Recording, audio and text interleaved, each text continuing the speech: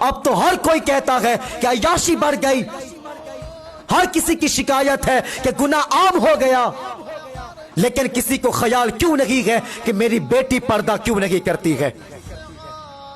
کسی کو خیال کیوں نہیں ہے کہ میری بیٹی پردہ کیوں نہیں کرتی ہے؟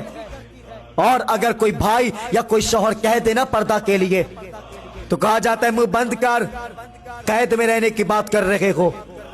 یہ کہہ کے ڈانٹ دیا جاتا ہے، یہ کہہ کے ڈانٹ دیا جاتا ہے کہ منہ بند کر۔ میں تمہیں خدا کی قسم کھا کے کہتا ہوں، اگر کوئی بھائی پردہ کے لیے کہا ہے تو وہ تیری عزت پہ انگلی نہیں اٹھایا ہے۔ اگر کوئی شوہر پردہ کے لیے کہا ہے تو وہ تم پہ شک نہیں کرتا ہے۔ اگر شک کی بنیاد پہ پردے کا حکم ہوتا تو ایک بیٹی لا کر کے دکھا دے جو فاطمہ زہرا جیسی بیٹی ہو، ایک ایسی بیوی لا کر کے دکھا دے جو سیدہ عائشہ صدیقہ جیسی بیوی ہو، ایک ایسا شوہر لا کر کے دکھا دے جو میرے نبی جیسا ہو۔ اللہ اکبر۔ میرے نبی نے اپنی شہزادی خاتون جنت اپنی بیٹی فاطمہ سے کہا ہے، میری بیٹی فاطمہ مجھے بتا تو سکی میرے جانے کے بعد تم پردہ کیسا کرو گی؟ اللہ اکبر۔ خاتون جنت رو کر کے کہتی ہے، بابا آپ کے جانے کے بعد تو جینے کا تصور نہیں ہے، جینے کا خیال نہیں ہے، لیکن پھر بھی بابا اس سے زیادہ پردہ کر کے دکھاؤں گے۔ اللہ اکبر۔ پھر میرے نبی نے اپنی شریک حیات، اپنی چہیتی بیوی، اپنی لاڈلی بیوی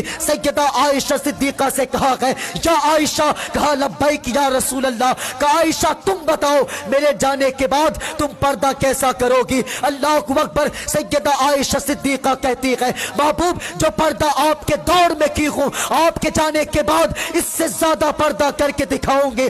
تاریخ گواہ ہے کہ جب حضور کا وصال ہوا ہے تو سیدہ عائشہ صدیقہ نے پردے کا مثال قائم کی ہے جو آج تک وہ مثال نہیں ملتی ہے۔ تاریخ گواہ ہے کہ سیدہ عائشہ صدیقہ نے حضور کے جانے کے بعد کبھی دھوپ میں نہیں نکلی ہے۔ لوگوں نے کہا ہے عائشہ دھوپ میں کیوں نہیں نکلتی ہو؟ تو کہا کہ میں پردہ کرتی ہوں۔ کا حکم بدل گیا ہے، یہ کون سا پردہ ہے؟